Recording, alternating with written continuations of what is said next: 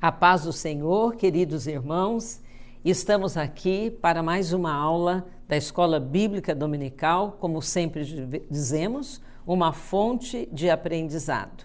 Agora, já no terceiro trimestre do ano de 2024, estudando um tema importantíssimo. Estamos estudando o Deus que governa o mundo e cuida da família. Os ensinamentos divinos nos livros de Ruth e Esther para a nossa geração. São livros históricos que contam histórias maravilhosas de duas mulheres e que muitos ensinamentos nós temos para receber dessas duas personagens conhecidíssimas, mas como a palavra de Deus ela se renova todo o tempo, com certeza, eu aprendi muita coisa estudando essa lição e tenho certeza que os irmãos também estarão aprendendo. Meu nome é Persiliana e eu trabalho aqui com a equipe de professores da Escola Bíblica Dominical da Igreja Evangélica Assembleia de Deus na cidade de Londrina, no estado do Paraná. E hoje a lição que nós estaremos vendo é a lição de número 7, que traz por título a deposição da rainha Vasti e a ascensão de Esther. Às vezes a gente diz que há coisas que a gente não entende. O porquê será que aconteceu aquilo com a Vasti para poder aparecer a Esther entrar em cena? Então são coisas que no plano maior de Deus já estavam escritas e nada pega Deus de surpresa. O texto áureo diz assim, é Tiago 4:6. Antes da maior graça, portanto, diz: Deus resiste aos soberbos, mas dá graça aos humildes. A humildade vai ter um destaque bem importante aqui nesta lição. E a verdade prática traz assim: devemos nos conservar humildes, confiando na justiça de Deus, pois Ele governa a todos, abatendo ou exaltando. O texto que embasa a lição é o capítulo 1 de Esther, até do versículo 10, versículo 10 ao 12, depois do 17 ao 19, e depois vai para o capítulo 2 de Esther, do versículo 12 ao 17. Eu sempre digo aqui que eu não faço a leitura bíblica em clássico, eu tenho certeza que todos os irmãos já fizeram, e se não fizeram, com certeza estarão fazendo antes de você dar aula. A introdução traz assim: Deus estabeleceu princípios imutáveis. Aliás, a gente sempre sabe que Deus só age através de princípios, e são alguns imutáveis, pelos quais ele governa a todos os povos, independente da cultura, da época ou do lugar. Nesta lição, nós veremos o claro contraste entre as condutas de duas mulheres, Vasti e a conduta de Esther. A obediente moça judia que ascendeu, que subiu ao trono da rainha de um dos maiores impérios de todos os tempos, que era o famoso Império Persa. A nossa lição traz três pontos. O ponto 1, o banquete de Assuero e a recusa de Vasti. O ponto 2, Vasti resiste à ordem do rei e é deposta, ela perde o trono.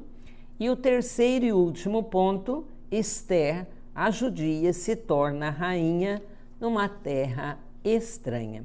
E a palavra-chave da nossa lição é a palavra obediência. Então, nós vamos ter dois destaques aqui, eu acredito, que é a questão da obediência e a questão da humildade, que é muito importante. Então, começando o ponto 1, vai falar do rei Assuero. Quem era esse rei? Eu coloquei algumas coisas aqui. A história de Esther se desenrola na corte do rei persa chamado Assuero, também conhecido como Xerxes, que governava a Pérsia de 486 a 465 a.C. Isso situa os acontecimentos da história pelo menos 50 anos antes, depois do decreto do rei Ciro, em 583 a.C., que anunciou que os judeus exilados poderiam voltar a Jerusalém cerca de 25 anos antes do regresso de Esdras a essa cidade. Xerxes ficou mais conhecido como o invasor, cujos ataques contra a Europa foram derrotados pelos gregos em Maratona. É provável que a festa mencionada aí no primeiro capítulo de Esther, que trata do nosso texto, seja a mesma festa da qual falam os historiadores gregos como sendo a que foi realizada por Xerxes para planejar a sua conquista do Ocidente. Um banquete público e um outro exclusivo. O ponto 2. A Pérsia era uma região a leste do Golfo Pérsico, que hoje faz parte do Irã. Uma de suas capitais era Suzã, uma antiga capital do Elão, e ela fora reconstruída pelo rei Ciro e Dario I, que edificou nela um suntuoso palácio. O número de 127 províncias demonstra a grandeza do Império Persa. E o rei Xerxes, que herdara, não é, do seu pai Dario toda essa grandiosidade, né, e um grande conquistador de muitas riquezas, ele exibiu, não é, teve como uma vaidade pessoal, exibir durante 180 dias. Muitas riquezas que ele tinha e suas conquistas. A primeira festa foi para os cortesãos e funcionários. E a segunda foi para o povo. Só um rei poderoso e esbanjador e que gostava de ostentar as suas riquezas poderia dar uma festa de 7 dias para todo o povo de sua cidade, com bebida à vontade, como aconteceu. Vasti, a rainha, também estava oferecendo o seu próprio banquete com as mulheres do palácio, quando ela foi chamada para se apresentar diante dos homens. Ser chamado pelo rei era uma ordem rígida e não um simples convite. O terceiro subponto, o convite à rainha.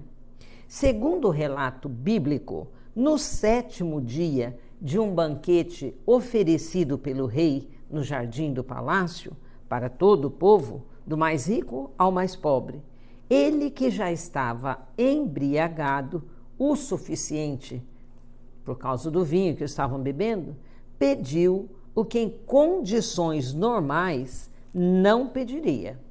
Ele ordena aos seus oficiais que lhe tragam a rainha Vasti com a coroa real na cabeça. Alguns estudiosos sugerem que ele queria que a rainha se apresentasse somente usando a coroa. Essa suposição se baseia no alto nível de embriaguez que o rei já se encontrava naquele momento. Isso são suposições. Esse é um pedido escandaloso, pois somente os eunucos, que eram homens castrados, tinham permissão para ver as mulheres no palácio. Sendo informada da ordem do rei, ela se recusa a obedecer ao seu marido. A atitude de Vasti pode ter sido uma reação ao costume do Antigo Oriente, o qual ditava que as mulheres, inclusive a rainha, fossem excluídas das festividades. Alguns historiadores acreditam que ela temia ficar sob os olhares atentos de uma multidão de homens embriagados.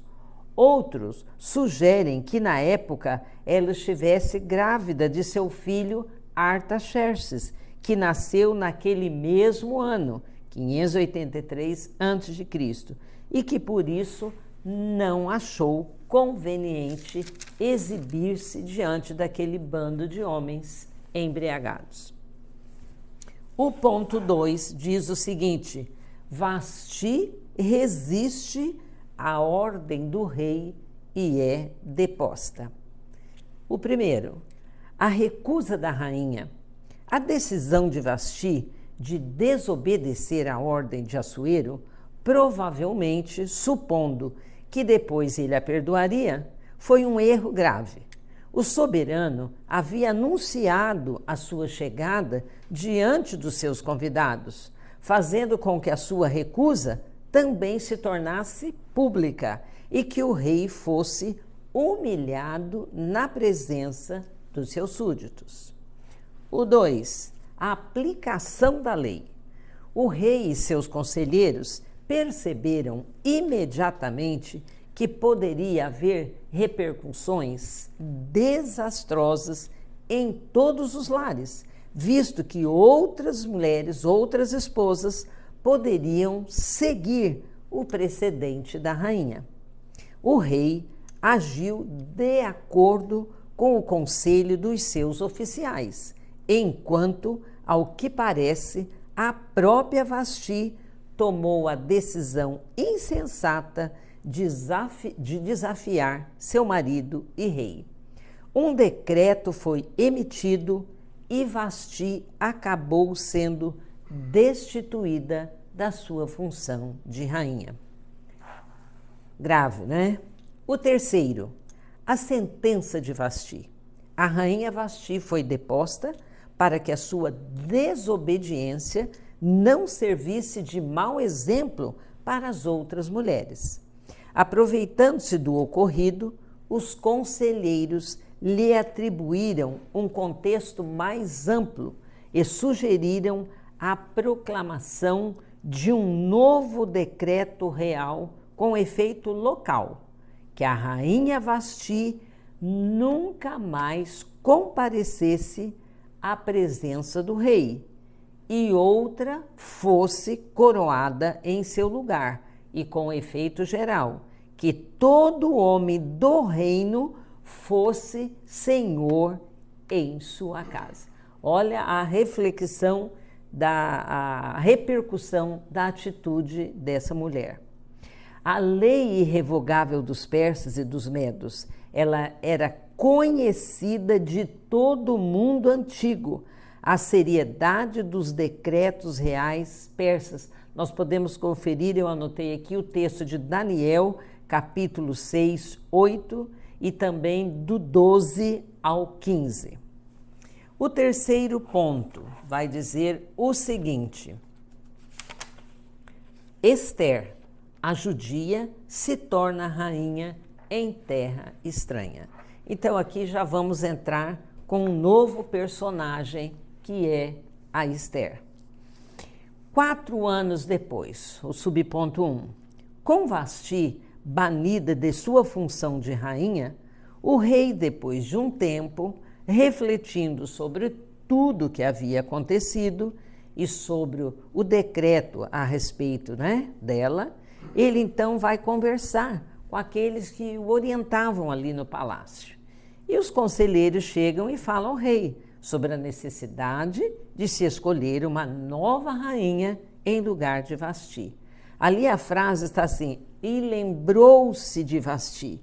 Pode significar que o rei começou a sentir saudades da sua rainha, como também ele se lembrou que em sua raiva havia expulsado da sua presença e um decreto que não poderia ser anulado havia sido baixado por ele mesmo. Subponto 2. O universo da escolha.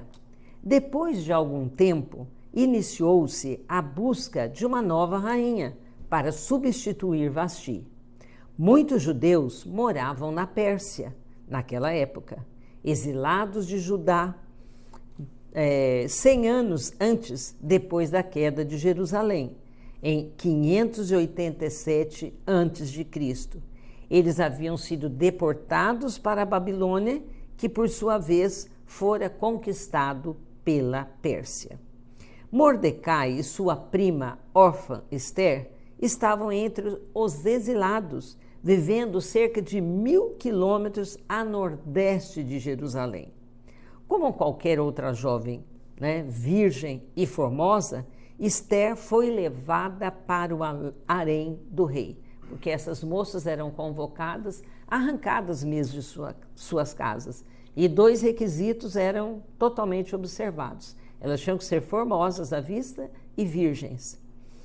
Recusar esse privilégio de ir para o harém, poderia significar a morte de uma jovem dessa. Assim como Daniel, na corte de Nabucodonosor, Esther encontrou graça e favor diante de Hegai, que era o responsável pelo harém, dando a ela uma dieta especial e a atenção de 7 moças para ajudá-la no que fosse necessário. Pois uma moça, para comparecer na presença do rei, passava por um tratamento cosmético muito elaborado. E o terceiro subponto, a obediência de Esther. Aqui chama bastante atenção a diferença que a gente vê entre Vasti, o procedimento dela, e da Esther.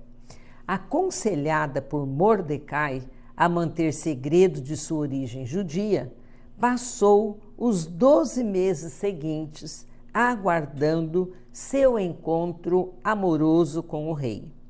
Quando chegou o momento, Esther agradou de tal modo o rei que veio a tornar-se rainha em lugar de Vasti.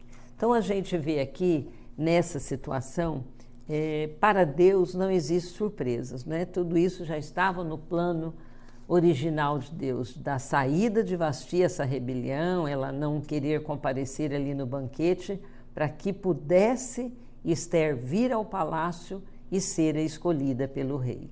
Então, a gente vê que tudo está realmente descrito e prescrito nos planos soberanos do nosso Deus.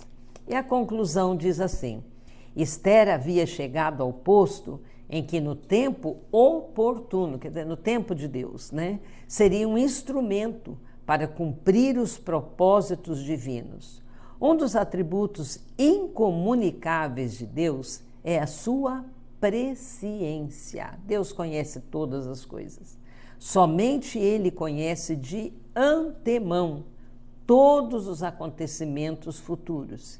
Isaías 46, 9 e 10 fala sobre isso. Podemos confiar a nossa vida inteiramente à sua direção, pois Ele sabe o que é melhor para nós. E é muito interessante essa história de Esther que a gente vai vendo no desenrolar aqui das nossas lições. Mais para frente, quando ela assume o trono, o que acontece ali com o povo por intermédio dela. Quer dizer, Deus usando aquela jovem, pobre, órfã, estrangeira, num país, como foi o caso de Daniel, ali José do Egito. Então, muitas histórias para nós, nossa, que interessante, mas Deus sabe de todas as coisas e Ele está na condução. Eu gostaria de dizer o seguinte, que eu sempre uso aqui para embasar as nossas lições. Eu gosto de usar a Bíblia de estudo da mulher, a Bíblia também de aplicação pessoal, a Bíblia da Mulher Virtuosa. Usei também um livro chamado Elas, que traz vários personagens da Bíblia, e também o comentário devocional da Bíblia. Queremos desejar uma excelente aula a todos os irmãos e que possamos ser bênçãos para aqueles que estão nos ouvindo. A paz do Senhor para todos.